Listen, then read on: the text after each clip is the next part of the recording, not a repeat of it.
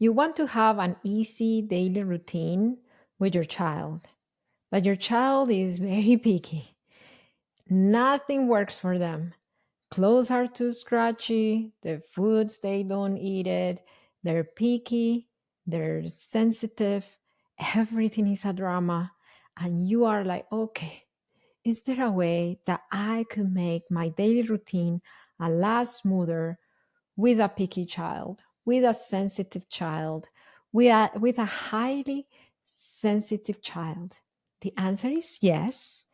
And why do I know this? Because my daily routine with my autistic son, who is very sensitive, went from a lot of power struggles to being a lot more at ease, to be a lot easier. That's the right word.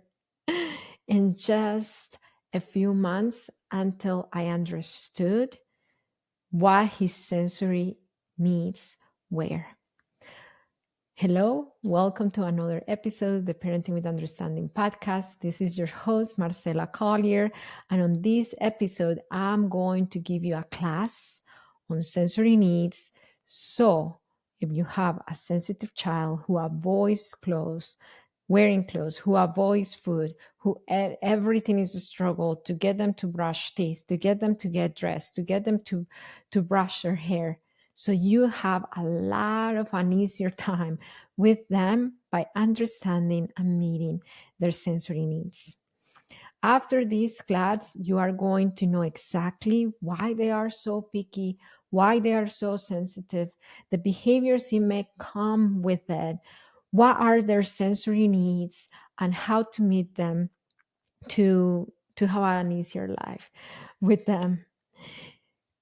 I've coached 14,151 parents. 75% of them have children, highly sensitive children, because they are on the spectrum or because they have ADHD or because they have sensory processing needs or because they have just sensitive kids with sensitive nervous systems. And after I trained them in understanding and meeting their children's sensory needs, their life became a lot easier as well.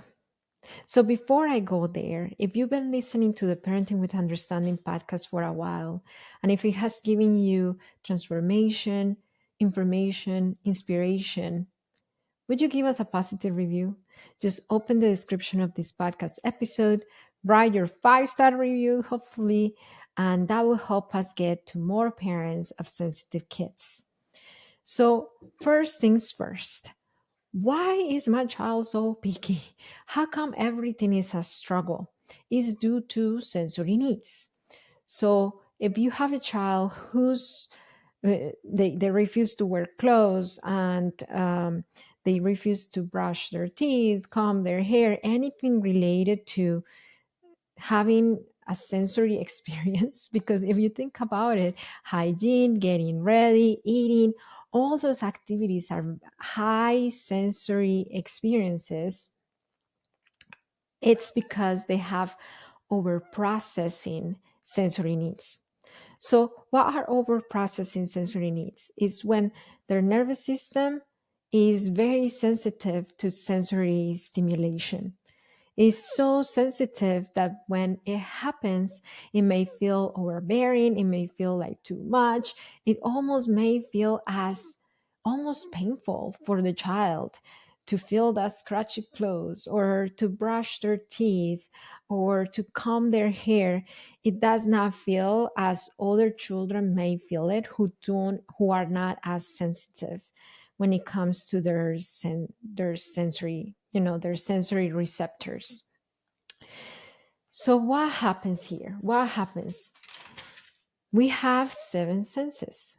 We have seven senses. And we have the auditory, visual, tactile. I have my notes here if you hear the pages turning. Oral, olfactory, vestibular, and proprioceptive. And all children have sensory needs, all of them. But what happens is that The ones who are highly sensitive, their sensory needs receptor or their container to receive sensory stimulation fills up a lot quicker than other kids. So it's not that some children have sensory needs and others don't. The ones who show it the most is their container to receive sensory stimulation is a lot narrower, maybe a lot smaller than other kids. And then sensory stimulation could come through all those different senses. Sometimes they're more sensitive to one of the senses than the other. You may maybe your child is okay when it comes to food, he's okay when it comes to movement, with to olfactory, but when it comes to noise, when it comes to the auditory, it's overbearing for them. Or when it comes to touch, it's overbearing for them. So it makes sense why brushing teeth and combing hair and taking a shower feels too much, because their touch, their tactile sense is very, very receptive, over receptive for them. So they could have sensory needs with some senses and not the others, or they could be just sensitive all around. What happens when it comes to parents who are raising highly sensitive kids? And I said from experience, and number two, because I've coached so many of those parents. A lot of the times we may feel annoyed, frustrated, and overwhelmed when our children are again giving us, quote unquote, giving us a hard time to get dressed in the morning, to get dressed in the evening, to settle down for bed. It feels like, how come things are feeling so difficult? It feels difficult. And we may develop beliefs around that. My child is difficult. My child is too much. My child is so picky. My child is a drama queen. My child is unbearable. My child is so shy. And what happens when we develop these labels? Our reactivity follows. Because if we are parenting a child who we believe are difficult and are giving us a hard time, we respond from it. And we may respond with reactivity in terms of yelling and snapping, or threatening, or telling them that you're going to take toys away, or do something to get them to brush teeth or do what they're being asked. So what happens? These behaviors, they're done out of desperation, not out of conscious choice. And these parental behaviors increase sensory needs. It makes them, it kind of like highlights them even more. Why? Because the child feels pressure to perform, and that increases the anxiety a lot more. Just imagine a child who has tactile sensory needs, and the clothes feels too scratchy, and hygiene feels too much, because anything that touches their mouth, their hands, their hair, whatever, the water, everything feels too much. And then we are telling them, hey, if you don't brush your teeth right now, you're going to get A, B, or C, or you won't get A, B, or C. They are going to go straight right to a meltdown, or they're going to do it out of fear, and then that behavior is going to be suppressed and be shown in a different way later on. So the very first thing to make our daily routine a lot easier with our sensory kiddos is for us to be secure parents, to be parents who are able to have the emotional capacity to help our children through their struggle when they're having sensory needs, because that's what helps them be more at ease, or at least start to regulate a lot easier when they are during these moments. If you are like Marcela, I try to be calm, but it does not happen. I always end up snapping and yelling. I get it. Our main mission in HIC Parenting, what we do every single day in our beautiful agency, is helping parents like you break free from reactive cycles, reactive patterns, and so they can parent their children with a lot more peace, even in the midst of all these needs. I have a free class that shows you my 4 step system that I teach my clients to break free from reactivity. If you want to access it, you can access it now. It's in hicparenting.com, hicparenting.com. I'm going to leave a card up here or it's in the description below. For example, Lisa, she was one of our coaching clients, and it was a struggle for her son to do anything. And once she became a secure parent with these 4 steps, this is what she is saying. Those times. I told you to say, no, I need more than just articles and books. I need a parenting coach. It's like getting a phone number, but not getting the order that you really need to put it in so that you can actually dial into who you're trying to call. Because what kind of investment do we want to make in our family? Like, I would just as easy spend the money on a trip, but that trip wouldn't be very fun if you're dealing with temper tantrums and meltdowns. And fast forward to 14 weeks. Now, where are you at? How do you feel parenting that amazing, really mine 3-year-old? It's so good. It's like, oh, I knew parenting could be like this. I knew it. I mean, we have one, so obviously there's less stress and demands on us, and there's 2 of us. But at the same time, just having the tools to be able to communicate with him in a way that he understands, and we learn to understand him. And that was her. Basically, it will give you language to communicate with your kids. It will give you tools to manage your emotions so you may remain regulated and you're able to regulate yourself. Regulate means you're able to help yourself calm down. It will help you feel secure so you can tackle these sensory needs with a lot more confidence. So she learned it with us in coaching. And if you do need coaching, at the end of the free class, we will let you know what are the next steps. But that free class is going to give you those 4 steps that you need to start transforming your parenting from overwhelmed to secure. So let's start talking about those sensory needs: the auditory, visual, tactile needs, oral, olfactory, vestibular, and proprioception. So sensory avoiding needs are the ones who the sensory stimulation feels too much. So for example, auditory, they may cover their ears or they might melt down in loud places. The way that we can proactively help our kids is to have tools to reduce that sensory stimulation when it comes to the auditory stimulation.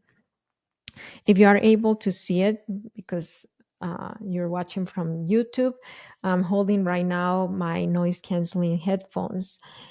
I keep this everywhere.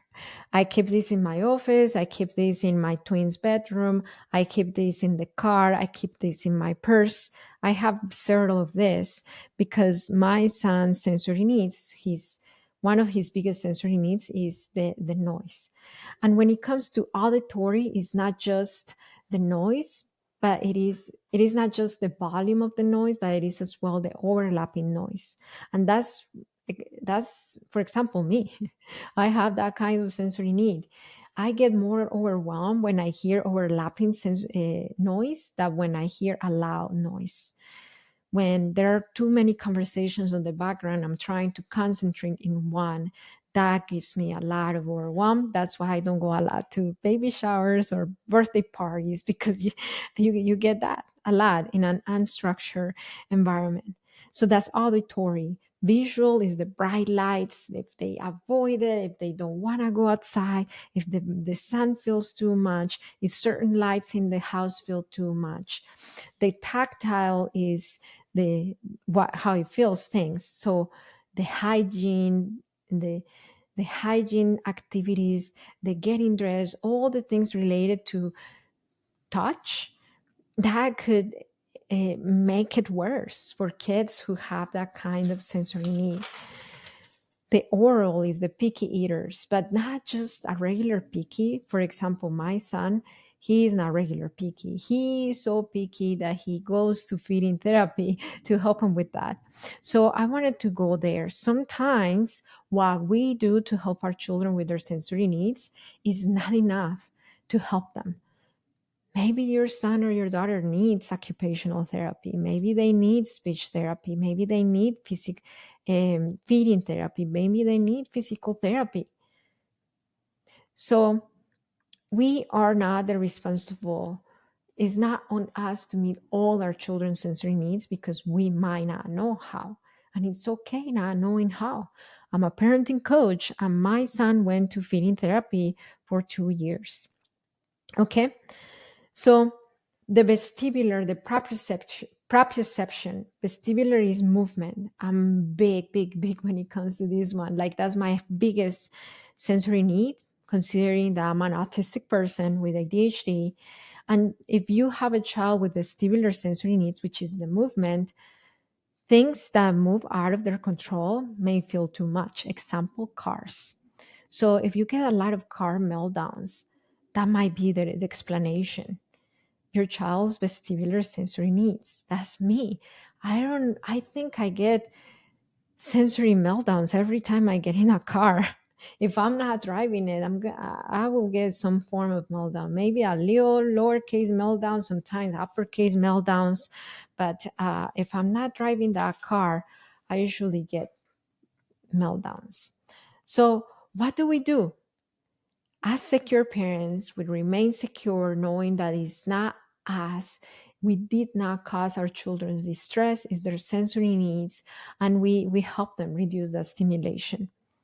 My husband, he knows that vestibular is a biggie for me, so he drives very soft and gentle. His right turns, his left turns. He doesn't speed up. He doesn't slam the brakes unless he needs to. I mean, he helps me.